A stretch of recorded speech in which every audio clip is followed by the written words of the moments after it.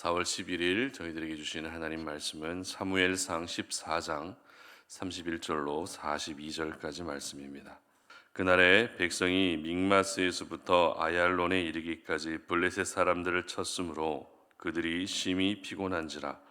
백성이 이에 탈취한 물건에 달려가서 양과 소와 송아지들을 끌어다가 그것을 땅에서 잡아 핏째 먹었더니 무리가 사울에게 전하여 이르되 보소서 백성이 고기를 핏째 먹어 여호와께 범죄하였나이다. 사울이 이르되 너희가 믿음 없이 행하였도다. 이제 큰 돌을 내게로 굴려오라 하고 또 사울이 이르되 너희는 백성 중에 흩어져 다니며 그들에게 이르기를 사람은 각기 소와 양을 이리로 끌어다가 여기서 잡아먹되 핏째로 먹어 여호와께 범죄하지 말라 하라 하매 그 밤에 모든 백성이 각각 자기의 소를 끌어다가 거기서 잡으니라. 사울이 여호와를 위하여 제단을 쌓았으니 이는 그가 여호와를 위하여 처음 쌓은 제단이었더라. 사울이 이르되 우리가 밤에 블레셋 사람들을 추격하여 동틀 때까지 그들 중에서 탈취하고 한 사람도 남기지 말자. 무리가 이르되 왕의 생각에 좋은 대로 하소서 할 때에 제사장이 이르되 이리로 와서 하나님께로 나아가사이다 하매 사울이 하나님께 묻자오되 내가 블레셋 사람들을 추격하리이까 주께서 그들을 이스라엘의 손에 넘기시겠나이까 하되 그날에 대답하지 아니하시는지라. 사울이 이르되 너희 군대의 지휘관들아 다 이리로 오라. 오늘 이 죄가 누구에게 있나 알아보자. 이스라엘을 구원하신 여호와께서 살아계심을 두고 맹세하노니 내 아들 요나단에게 있다 할지라도 반드시 죽으리라 하되 모든 백성 중 한 사람도 대답하지 아니하며 이에 그가 온 이스라엘에게 이르되 너희는 저쪽에 있으라. 나와 내 아들 요나단은 이쪽에 있으리라. 백성이 사울에게 말하되 왕의 생각에 좋은 대로 하소서 하니라. 이에 사울이 이스라엘의 하나님 여호와께 아뢰되 원하건대 실상을 보이소서 하였더니 요나단과 사울이 뽑히고 백성은 면한지라. 사울이 이르되 나와 내 아들 요나단 사이에 뽑으라 하였더니 요나단이 뽑히니라. 아멘. 승리 속에 감춰진 패배라는 제목으로 오늘 아침 말씀 전합니다. 스포츠 운동 경기는 오직 결과로 모든 것이 결정이 됩니다. 결과로 결정된다는 것이 가장 객관적이기도 하고 논란의 여지도 없기 때문에 결과로 결정된다는 것이 참 중요할 수 있습니다. 하지만 그에 못지않게 또 중요한 것이 있는데요. 바로 경기 내용입니다. 그렇기 때문에 비록 경기 결과에서는 졌다 할지라도 진 팀의 경기가 그 경기 내용이 나쁘지 않다면 진 팀은 오히려 그 진 경기에서도 많은 것들을 얻을 수 있습니다. 더 많은 성장을 이룰 수 있다는 것입니다. 그리고 진 팀에게도 잘 싸웠다라고 그렇게 격려해 줄 수 있는 것이죠. 그러나 경기 결과에서는 이겼지만 만약 이긴 팀의 경기 내용이 좋지 않다면 어떨까요? 정정당당하게 경기를 진행하지 않고 그럼에도 불구하고 이기게 되면 오히려 이긴 것이 더 부끄러울 만큼 여러 구설수에 오르게 됩니다. 따라서 졌지만 이긴 경기를 했다는 평가도 나올 수 있고요. 반대로 이겼지만 졌다는 평가가 나올 수도 있는 것입니다. 여러분, 이기는 것도 물론 중요합니다. 하지만 이기는 과정도 깨끗해야 됩니다. 이기는 과정도 만족할 만한 경기를 펼쳤느냐, 그렇지 않느냐 하는 것도 중요하다는 것을 이 아침에 우리가 먼저 기억할 수 있었으면 좋겠습니다. 오늘 본문은 계속해서 이스라엘이 블레셋을 추격하여 진멸한 이 전쟁의 마지막 결론 부분을 다루고 있습니다. 어제 살펴봤던 것처럼 이 과정에서 사울은 금식 명령이라고 하는 어처구니 없는 명령을 내리게 됩니다. 그래도 감사한 것은 피곤하고 지쳐있는 백성들이었지만 그 가운데에서도 블레셋을 끝까지 추격하여 진멸했다는 것입니다. 이것은 분명 전적인 하나님의 은혜라고밖에 말할 수 없죠. 그리고 이렇게 이길 수 있었던 결정적인 역할을 한 사람이 누구입니까? 바로 사울의 아들 요나단이었습니다. 그러나 저희들은 오늘 이스라엘이 전쟁에서 승리하게 되는 과정을 조금 주의 깊게 살펴볼 필요가 있습니다. 왜냐하면 이스라엘의 승리 속에는 이스라엘의 패배가 감춰져 있었기 때문입니다. 마치 스포츠 경기에서 경기 결과는 이겼지만 경기 내용은 진 것과 다름없는 그런 모습이 오늘 본문에서 보여지고 있기 때문입니다. 왜 그런지 우리가 몇 가지 말씀을 좀 살펴볼 텐데요. 먼저 32절 말씀을 한번 보시기 바랍니다. 백성이 이에 탈취한 물건에 달려가서 양과 소와 송아지들을 끌어다가 그것을 땅에서 잡아 핏째 먹었더니, 이렇게 기록합니다. 이미 말씀드렸던 것처럼 이 전쟁을 치르는 이스라엘의 상황은 그다지 좋은 상황이 아니었습니다. 금식 명령으로 인해서 모두가 지쳐 있고 허기져 있는 상황이었습니다. 그럼에도 백성들은 힘을 내서 잘 싸워 주었고, 그리고 블레셋의 물건들까지도 모두 탈취할 수 있었습니다. 그러나 문제가 무엇이었습니까? 백성들이 너무 허기져 있었다는 것이죠. 너무 피곤한 상태였다는 것입니다. 생각해 보시기 바랍니다. 굶으면서까지 싸웠기 때문에 그들이 얼마나 피곤했을지 당연하지 않습니까? 이러한 백성들의 피곤함과 그리고 백성들의 허기짐은 조금 전에 읽었던 32절 말씀에서 그대로 나타나고 있는데요. 백성들이 보여주었던 모습은 어떤 모습이었습니까? 탈취한 양과 소와 송아지들을 향해 달려들었다는 것입니다. 왜죠? 왜 그 가축들을 향해서 달려들었습니까? 잡아먹기 위해서입니다. 허기진 배를 채우기 위해서입니다. 여기까지만 보게 되면 얼마나 배가 고팠길래 이렇게까지 갈급한 모습을 보일까라는 그런 생각이 드는 것도 사실입니다. 그러나 이 양과 소와 송아지들을 어떻게 먹었다고요? 핏째 먹었다라고 기록하고 있다는 것입니다. 핏째 먹는 것은 율법에 금하고 있습니다. 그러나 지금 백성들은 율법이고 뭐고 전혀 생각할 수 있는 상태가 아니었던 것이죠. 내가 지금 배가 고파 죽을 것 같은데 내가 율법을 지켜야 되는지 지키지 않아야 되는지조차 전혀 분별할 수 없는 그런 영적 무지함 가운데 빠져 있었던 것입니다. 오직 허기진 배를 채우는 것이 먼저였기 때문에 내가 율법을 어기고 있는지조차도 전혀 인지하지 못하는 마치 짐승과 같은 모습을 보이고 있었던 것입니다. 이와 같은 백성들의 모습이 사울 왕에게 보고되고 나서 사울이 어떻게 이야기합니까? 그것은 믿음 없는 행동이라고 말할 정도로 이스라엘은 이 승리 속에 불신앙의 모습이 감춰져 있었던 것입니다. 그리고 35절 말씀도 보시기 바랍니다.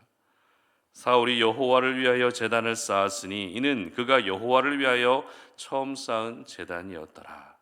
자, 이 말씀도 문자 그대로 보게 되면 사울이 하나님을 위해서 제단을 쌓았구나, 하나님께 예배를 드렸구나라고 생각할 수 있습니다. 하지만 35절 말씀에서 저희들이 주목해야 할 표현은 처음 제단을 쌓았다라고 하는 이 말씀입니다. 무슨 말입니까? 사울이 하나님을 위해 쌓은 제단이 왕이 되고 나서 처음으로 쌓은 제단이었다는 것입니다. 하나님이 선택해 주셨습니다. 사무엘에게 기름 부음을 받았습니다. 그렇게 이스라엘의 초대 왕으로 등극했습니다. 그러면 더욱더 하나님을 경외하고 의지하며 하나님을 섬기는 모습을 보이는 것이 당연합니다. 하지만 사울은 왕이 되고 나서 처음 제단을 쌓았습니다. 이러한 사울의 신앙은 하나님을 위함이 아니라 오로지 자기 자신을 위한 신앙이었던 것이죠. 이처럼 이스라엘의 승리 속에는 사울이 가지고 있었던 신앙의 본 모습이 숨겨져 있었던 것입니다. 그리고 37절 말씀도 보시기 바랍니다. 사울이 하나님께 묻자오되 내가 블레셋 사람들을 추격하리이까 주께서 그들을 이스라엘의 손에 넘기시겠나이까 하되 그날에 대답하지 아니하는지라. 자, 이제 사울은 마지막으로 동틀 때까지 남아있는 블레셋 사람들을 추격해서 진멸하려고 합니다. 백성들 역시 사울의 명령에 기쁨으로 동참하고 있습니다. 그리고 사울은 블레셋 사람들을 추격하는 것이 하나님의 뜻인지 하나님의 뜻이 아닌지 물어보는 나름대로 믿음의 모습을 보이고 있습니다. 그러나 사울의 물음에 하나님이 어떻게 하셨습니까? 대답하지 않으셨습니다. 사울은 지금 블레셋을 완전히 진멸하기 위해서 하나님, 우리가 그들을 쫓아가게 가는 게 맞습니까? 아니면 그만 따라가는 것이 맞습니까? 라고 이렇게 믿음 안에서 물어보고 있지만 하나님은 사울의 그 물음에 대답하지 않으셨습니다. 왜입니까? 이미 하나님의 마음이 사울에게서 떠났기 때문입니다. 이미 하나님의 마음이 사울에게서 떠났기 때문에 하나님은 사울의 그 물음에 응답하지 않으셨습니다. 이처럼 오늘 이스라엘의 승리 속에는 하나님의 마음이 떠난 사울의 인생이 숨겨져 있었던 것입니다. 그리고 마지막으로 42절 기록도 보시기 바랍니다. 사울이 이르되 나와 내 아들 요나단 사이에 뽑으라 하였더니 요나단이 뽑히니라. 자, 사울은 하나님이 대답하지 않은 이유를 누군가의 죄 때문이다라고 하는 그런 결론을 내리게 됩니다. 그리고 누구의 죄 때문인지 제비뽑기를 하게 됩니다. 뽑히는 사람이 누구이든지 간에 그 사람은 반드시 죽을 것이라고 그렇게 맹세까지 합니다. 그런데 아이러니하게 뽑힌 사람이 누구였습니까? 사울의 아들 요나단이 뽑힙니다. 이 전쟁에서 승리의 발판이 된 요나단이 한순간에 죽을 위기에 놓여지게 된 것입니다. 그래도 다행히 백성들의 간청으로 인해 요나단이 죽지는 않았습니다. 하지만 이스라엘의 승리 속에는 사울의 잘못된 결정으로 아들 요나단이 죽을 뻔한 위기도 감춰져 있었던 것입니다. 여러분 어떠십니까? 이 전쟁에서 승자는 분명 이스라엘입니다. 이 전쟁에서 승자는 분명 사울 왕입니다. 그러나 그 승리 속에는 율법을 어기고 핏째 가축을 잡아먹는 백성들의 죄가 숨겨져 있었습니다. 그리고 사울이 하나님께 제단을 쌓기는 했지만 그 제단이 처음 쌓은 제단이라고 하는 부끄러운 신앙의 현주소도 이 승리 안에 감춰져 있었습니다. 그리고 하나님께 물었음에도 불구하고 하나님이 대답하지 않으시는 버림받은 사울의 모습도 감춰져 있었고 아들 요나단이 죽을 위기까지도 승리 속에 감춰져 있었던 것입니다. 그렇습니다. 겉으로 보기에는 분명 이스라엘이 승리한 전쟁입니다. 그러나 그 승리 속에는 이스라엘과 사울의 암울한 현재의 모습이 반영된 패배가 숨겨져 있었던 것입니다. 오늘 저희들은 이스라엘의 승리 속에 감춰진 패배의 모습을 보면서 결과도 결과지만 하나님의 사람들에게 있어서 그 과정이 얼마나 중요한 것인지를 깨달을 수 있습니다. 세상은 결과를 중요하게 여깁니다. 세상은 결과로 사람을 평가합니다. 세상은 결과를 가지고 그 사람의 연봉을 책정하기도 합니다. 그러다 보니 사람들은 좋은 결과만을 얻으려고 합니다. 좋은 결과를 얻기 위해 신앙 양심도 포기하고 사람으로서의 도덕성도 포기합니다. 좋은 결과를 얻기 위해서 거짓을 아무렇지 않게 말하기도 합니다. 이와 같은 모습은 좋은 결과만을 얻기 위한 오늘날 우리 사회의 전형적인 분위기입니다. 그러나 우리 하나님은 결과도 중요하지만 그 과정을 언제나 보신다라는 것을 오늘 이 아침에 우리가 좀 기억할 수 있었으면 좋겠는데요. 그 결과를 이루기까지 어떤 수고를 했고 그 결과를 이루기까지 얼마나 기도했고 그 결과를 이루기까지 얼마나 준비를 했으며 얼마나 하나님을 의지했는지 그 모든 과정, 내용을 보신다라는 것입니다. 왜입니까? 바로 승리 속에 감춰진 패배가 우리 주변에 너무나도 많이 있기 때문입니다. 승리에 취해서 나는 정작 이겼는지 졌는지조차도 모르고 넘어갈 때가 있기 때문입니다. 세상 속에서는 분명 성과를 이루었고 사람들로부터 인정도 받았지만 정작 하나님과의 관계는 점점 멀어져고 무너져 있을 때가 있기 때문. 그러므로 오늘 이 시간, 이 아침 내가 승리에 너무 집착한 나머지 승리 속에 감춰진 패배한 나의 모습은 있지 않은지 우리의 모습을 한번 돌아볼 수 있었으면 좋겠습니다. 내가 이기는 것에만 몰두하다 보니 하나님을 놓치고 있지는 않은지 돌아볼 수 있었으면 좋겠습니다.